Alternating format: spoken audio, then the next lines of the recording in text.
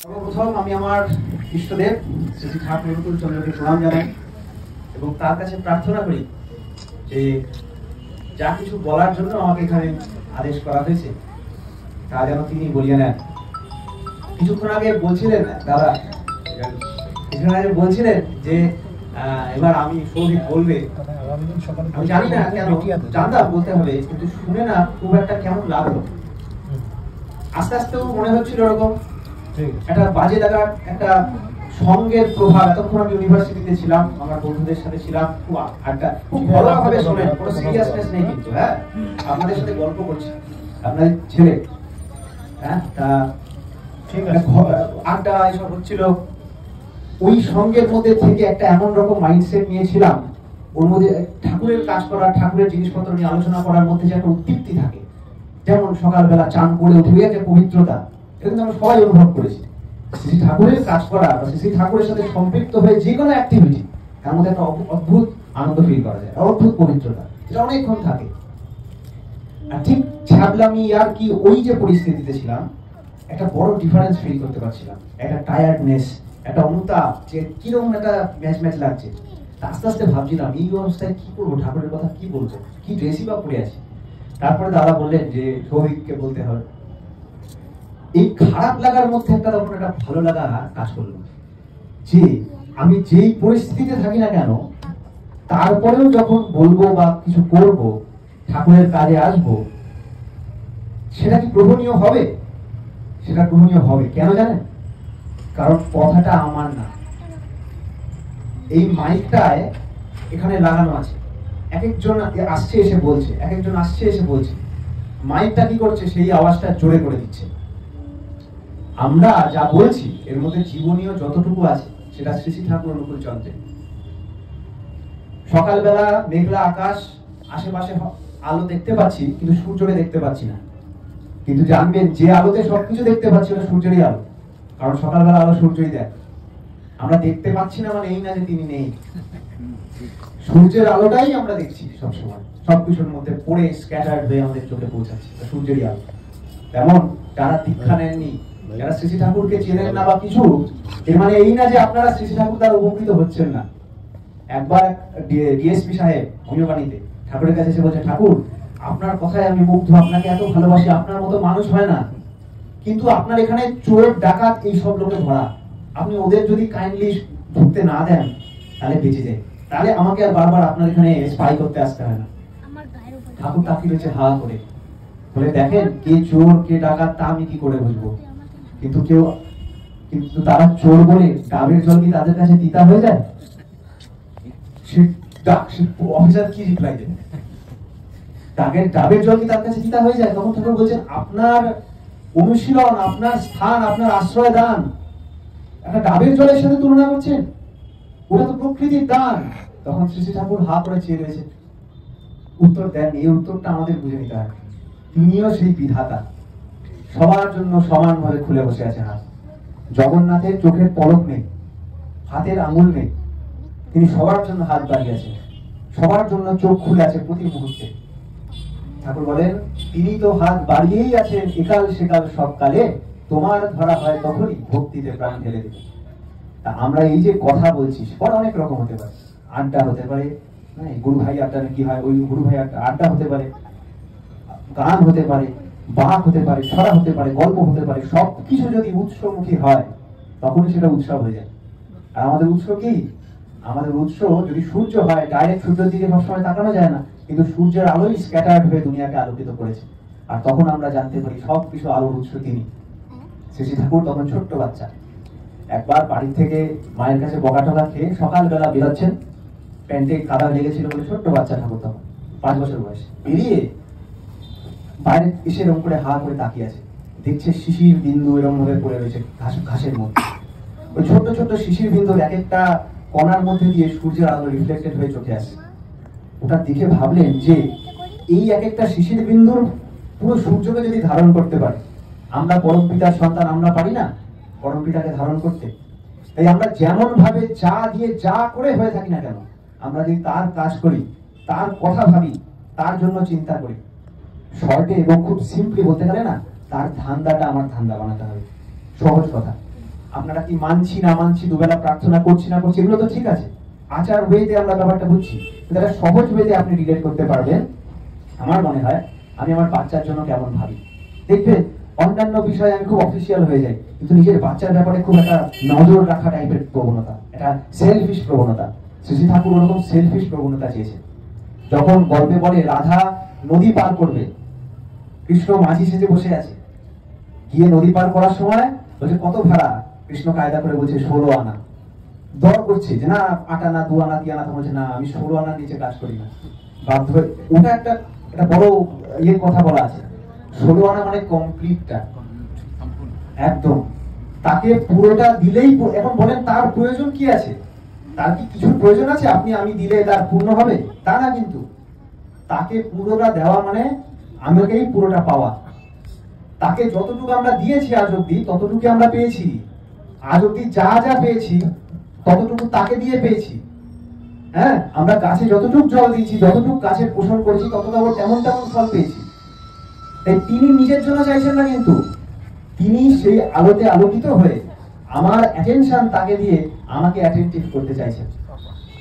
তাই ঠাকুর বলেন এক জায়গায় মেসেজে মনে পড়ছে, be not attentive on attention, attend everything attentively, then attention will serve you without creating any tension. Shri ঠাকুরের বাণী। আজকে আমরা লাইফে টেনশন টেনশন এসব করি, এই টেনশনের দুটো অর্থ হয়। একটা টেনশন মানুষ যেটা মাথায় চাপ, চিন্তা, দুশ্চিন্তা।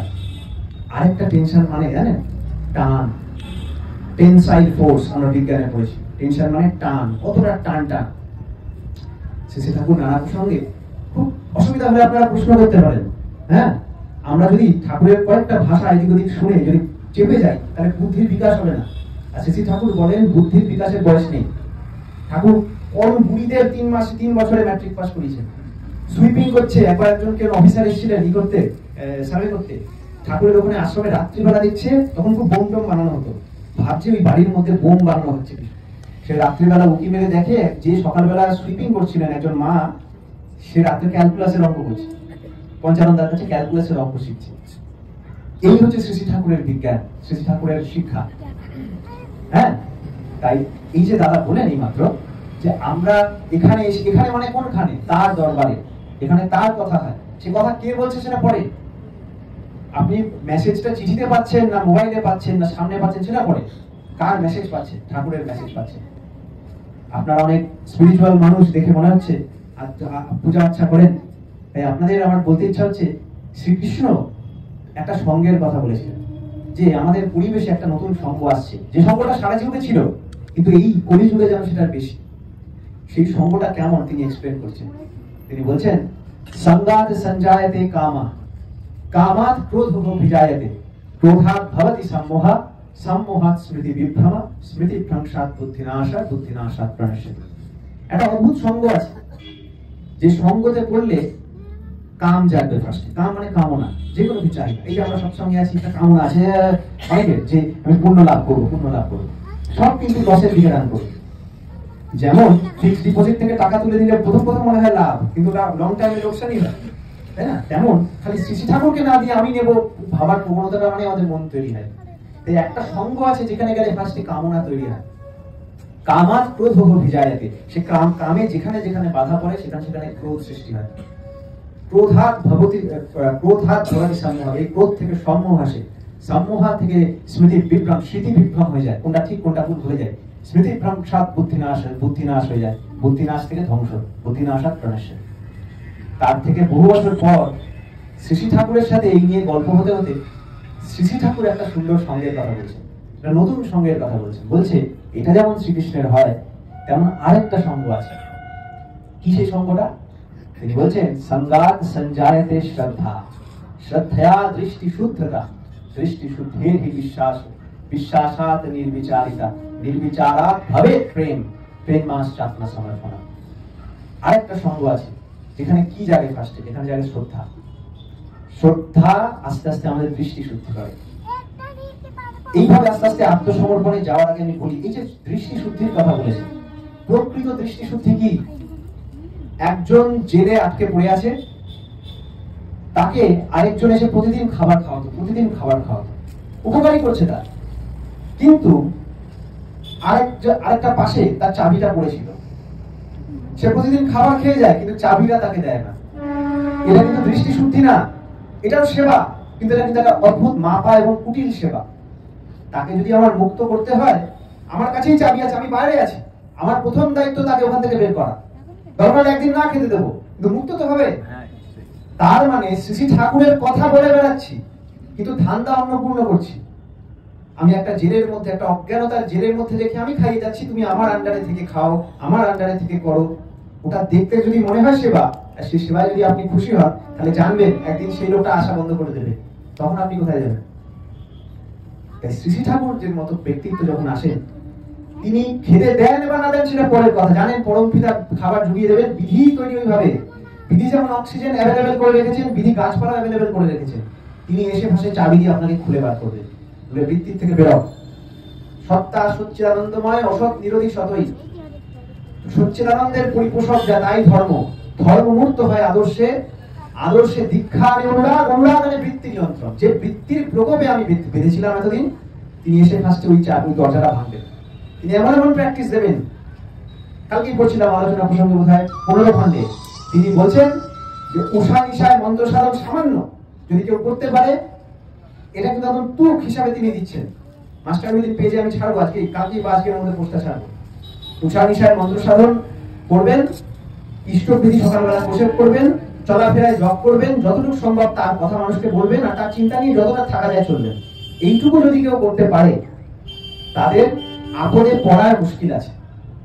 ক্যান ইমাজিন, আপদে পড়া মুশকিল আছে, মানে ভাবেন, আমরা বলি না যে এ পাস করা মুশকিল, বলুন না, যদি বলি এই ছেলেটা পাস করা মুশকিল আছে, তার মানে হচ্ছে ও যদি না পড়ে ফেল করবেই। তেমনি আপদে পড়া মুশকিল আছে মানে হচ্ছে সে বাঁচবেই। শ্রী ঠাকুর এত বড় গ্যারান্টি দিয়ে গেছে, এই গ্যারান্টি প্রতিটা পুরুষোত্তম দেন। তিনি বলছেন মনমনা ভগবত ভক্তমত জাজি মাং নমস্কুরু মামে বৈশ্বিক সত্যম তে প্রতি জানে বিরোষ্মে। প্রমিস করে যাচ্ছে, অহং তাং সর্বপাপে ভোমোক্ষামি মাসু, প্রমিস করে যাচ্ছে। তিনি কত, যে যার মুখ দিয়ে যা বেরোয় সেটাকেই আমরা সত্য বলি, সেই মানুষটা জোর দিয়ে বলছেন, মানে সেটা কত বড় সত্য। তাই তিনি এই সিম্পল প্র্যাকটিস গুলো দিয়ে যাচ্ছেন। যদি কেউ আপনাকে শ্রী ঠাকুরের কথা নিজের মতো করে ঘুরিয়ে বলে, সেটা এক ধরনের সেবা। কিন্তু যে আপনাকে শ্রী ঠাকুরের বই ডাইরেক্ট করতে বলে, সেটা আরো বড় সেবা। যে আপনার মধ্যে ঠাকুরকে নিয়ে চলার হ্যাবিটটা বুঝে বুঝে ঢুকিয়ে দেয়, সে ভালো বক্তা হোক বা না হোক, সেটা আসল সেবা। আমার মা আমাকে ফিজিক্স পড়াতে নাও পারে, কিন্তু মা আছে বলে আমি ভালো ভালো ফিজিক্স টিচারের কাছে যেতে পারছি। হ্যাঁ, সে আসল সেবক, সে আসল সেবক যে আপনাকে কমপ্লিট সলিউশনের দিকে নিয়ে যাবে। এক জায়গায় বলছিলেন, একজন প্রকৃত ডাক্তার কি চান জানেন তো? একজন প্রকৃত ডাক্তার চান যেন রোগী তার কাছে আর ফিরে না আসে। তেমন আমাদের এরকম টার্গেট না সৎসঙ্গে এসে রোগী থাকুক, সৎসঙ্গ রোগী সারানোর কারণ। তিনি সেরে, সে নিজে সেরে আর সৎসঙ্গ করুক, এটা আমাদের টার্গেট। এই বর্ধনেই আনন্দ। আমরা যে বলি বৃদ্ধি, contraction is rejection, expansion is delight. Expansion মানে এই এক্সপ্যানশনের কথা। তাই আমি বলি এই কথাটা, এখন আমি যতটুকু বুঝি সেটা হচ্ছে, যে কোনো বয়স হোক, ঠাকুরের ধান্দাটা আপনার ধান্দা বানান। ঠাকুরের ব্যাপারে জানুন। নিজের ছেলে, নিজের মেয়ের জন্য যেরকম ভাবে চিন্তা করেন, অন্তত ওইটুকুই জায়গা আমরা যেন ঠাকুরকে দিই। আজ অব্দি ইতিহাসে দেখা গেছে, যে কেউ ঠাকুরকে তার 1% দিয়েছেন, তার 1000 টাইমস রিটার্ন পেয়েছেন। এটাই অমর হওয়ার একমাত্র রাস্তা, এছাড়া আর কোনো রাস্তা নেই। হ্যাঁ, তাই আমাদের এখন কর্তব্য হচ্ছে যে নিজে ঠাকুরকে নিয়ে চিন্তা করা, আর মানুষকে ঠাকুরকে নিয়ে চিন্তা করানো। এই যদি এখন চিন্তা তো আমরা এমনি এমনি করতে পারি না, আমাদের কোনো কোনো কাজ করতে হয়। যে মা 5 বছর ধরে রান্না করছে, যে সময় রান্নাটা করছে, সেই সময় আজকে ঘুম থেকে উঠলে অটোমেটিক রান্না করতে ইচ্ছা যায়, রান্নার চিন্তা মাথায় আসে। শ্রী ঠাকুর ছোট ছিলেন, শ্রী ঠাকুর দৌড়াচ্ছিলেন, দৌড়াতে দৌড়াতে একদিন গাছে উঠে পাখির ছানা পারবেন, দৌড়াতে পাখির ছানা পারতে গিয়ে দেখেন একটা সাপ। তখন ভয় পাননি, দেখে রেখে দিয়ে নেমে দৌড় দিলেন। অনেকটা দৌড় দেওয়ার পর তখন ভিতরে ভয় জেগে উঠল। শ্রী ঠাকুর বলছেন যে আমরা যেরকম করি সেরকম আমাদের মধ্যে ভাব জন্মে। তাই শ্রী ঠাকুরের ভাব যদি আমার মধ্যে জাগাতে হয়, তিনি যেমন বলেছেন তেমন করতে হবে। আর এই সৎসঙ্গে এই যে দাদারা যারা আছেন না, এরা হচ্ছে সেই করা কি করতে হবে সেটা জানেন, তারা প্র্যাকটিস করেছেন, চেষ্টায় আছে। অন্তত ভুল করো, ভুলের দিকে নিয়ে যাবে না, বলে দেবে ঠাকুর এটা বলেছে, পারো বা না পারো চেষ্টা করো। আর এইটুকুই তিনি চান, চেষ্টা। জপাত সিদ্ধির জপাত সিদ্ধির জপাত সিদ্ধির না সংশয়, জপ করতে থাকো করতে থাকো করতে থাকো, কোনো সংশয় রাখবে না। সংশয়হীন হয়ে তার উপর বিশ্বাস রেখে আমরা যদি ঠিক ভাবে তার চেষ্টাটা করি না, অকপট ভাবে, আপনি নিজের বুকে হাত রেখে বলুন আমি চেষ্টা করেছি, আমি একদিন তোমায় ভালোবেসেছি ঠাকুর। যদি ঠাকুর না আসেন আপনি দেখবেন ঠাকুর প্রমিস করে গেছে, হতে পারে না। পুণ্যপুঁথিতে বলছেন যে একদিন আমাকে ভালোবেসেছে তাকে আমি জন্ম জন্মান্তরের জন্য বলতে পারি। একদিন একদিন একদিন আমরা ভালোবাসতে পারবো না তাকে, একবার একবার একদম। তাই আছে না যে একবার হরি নামে যত পাপ করে, জীবের সাধ্যে নাই অত পাপ করে। একবার গানে আছে, একবার বলো রে মধুমাখা হরি নাম বলো রে, ওই নামের গুণে জগাই মাথায়, নামের গুণে ওই নামের গুণে জগাই মাথায় উদ্ধারিয়া গেল রে, মধুমাখা হরি নাম বলো রে, একবার বলো রে মধুমাখা হরি নাম বলো রে, ওই নাম দিলে দিলে রাখে গুরু চরণ ধরিয়া, তার লাগে না পারে তোরি পারি দিতে ধরিয়া, সেই নাম দিলে দিলে রাখে গুরু চরণ ধরিয়া, তার লাগে না পারে তোরি পারি দিতে ধরিয়া, সেই নামের গুণে এই নামের গুণে ঘোড়া হাতে সবাই কথা বলে,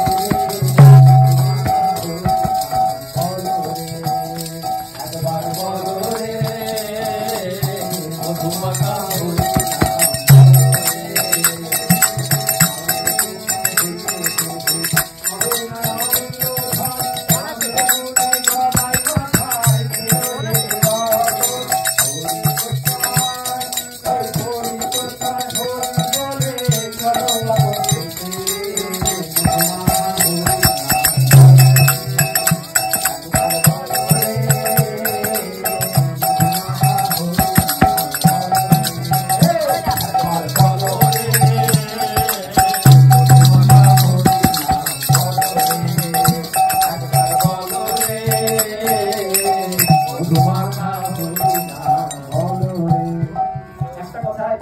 চলার কথা বলি, চরণ গুরুর চরণ ধরে চলতে পারার কথা হচ্ছে। এই গান চলে আসলো মাথায়, আমি গান করতে পারি না, ঘরোয়া হচ্ছে, অসুবিধা কি আছে? এই না করলে ঘুম ভাঙবে না আপনাদের, সত্যি কথা বলছি, ঘুম পেয়ে যাচ্ছে সবাই, এইভাবে হবে না। এখন যদি ফোন আসে বাড়ি থেকে একটা অঘটন ঘটে যায়, কেমন লাগবে? ওইভাবে রেডি হন ঠাকুরের জন্য। সিরিয়াস বলছি, আমরা আমাদেরই তো লোক নাকি? তা আমরা যদি জেগে না করি ঠাকুরের কাজ, কারা করবে? নিজের পরিবার অ্যাক্সিডেন্ট হলে যেরকম ভাবে উঠে পড়ে লাগেন, সেইভাবে অ্যাক্সিডেন্ট হতে চলেছে বলে দিয়েছে, প্রবেশসাথী হতে চলেছে। তাই তার চরণ মানে তার চরণ ধরে চলুন, আশেপাশে সবাইকে চালান। আজকে আমি কলেজ থেকে ফেরার সময় ভাবছি এরকম পরিবেশে আমার মাথা খারাপ হয়ে যাচ্ছে, ওরকম হয়ে যেতে পারে যদি সৎসঙ্গে এসে এনার্জি লাগছে। তাই নিজের পরিবেশকেও আমাদের ওরকম বাড়াতে হবে। পতাকা তুলে একদম ঠাকুরের কথা বলে বেড়ান, যদি নিজে না পারি ঋতিক দাদা আছে তাদের ডেকে নেন, তারা বলবে। এই ব্যবস্থা করুন, সকলকে ব্যবস্থা করে দিন, আশেপাশে সুগন্ধ ছড়ালে আমার নাকি পৌঁছাবে গন্ধটা। ঠিক আছে? বন্দে পুরুষোত্তম।